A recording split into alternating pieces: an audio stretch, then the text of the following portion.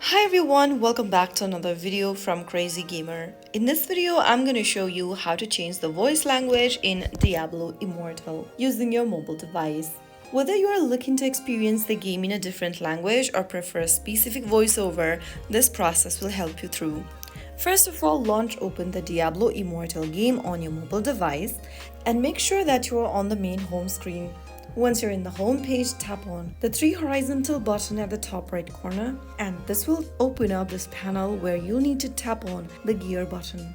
Inside settings, go ahead and tap on general, and under general, tap on the voiceover globe option right next to it.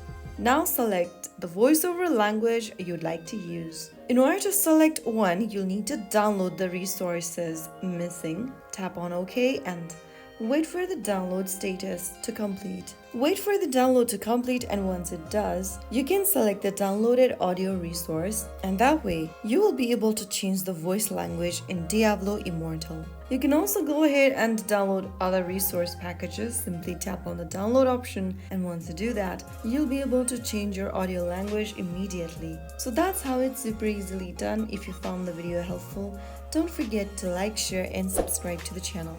I will be back again in the next episode. Thank you for watching.